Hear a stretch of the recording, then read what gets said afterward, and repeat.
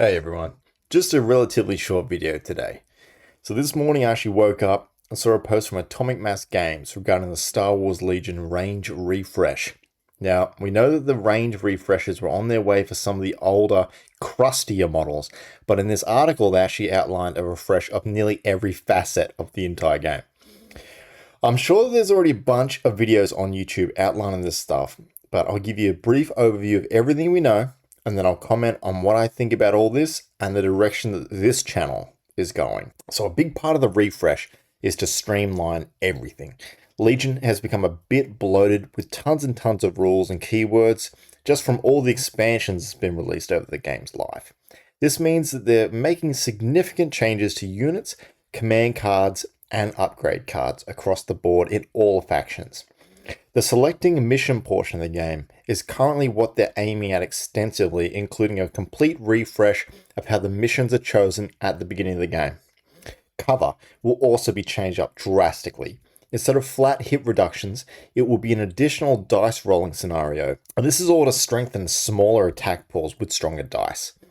Now, they get into a ton of info and really break it down on the website, but honestly, I'm not going to try and memorize it until they release the official rules. Learning new information just pushes out old information in my brain. It's just like Homer Simpson, really. Now, squads will also be changed up completely to allow for larger model count units. Characters will also have completely redesigned unit cards, and they also mentioned they're aiming to make lightsaber users more aggressive and generally keep heroes in the fight for longer in-game. Now, they also go into depth on changes they have for the Republic faction, specifically the Phase 1 and Phase 2 clone troopers being merged together into a single unit called Clone Trooper Infantry. Now, they wrap up the article with an overview of the new movement system, like transports, and how all this is going to correlate with obtaining victory points and the new missions systems, etc., etc. Look, I think this game update is pretty damn exciting. It looks like they're really cutting deep into the game to see what works and what can be streamlined and improved as the game continues into the future.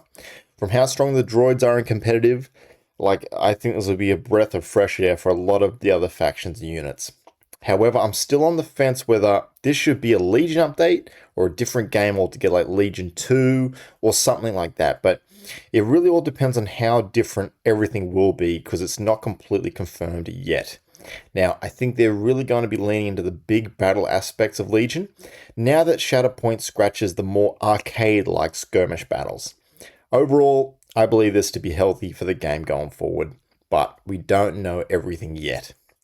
Well, what does this mean for the Legion content on the channel?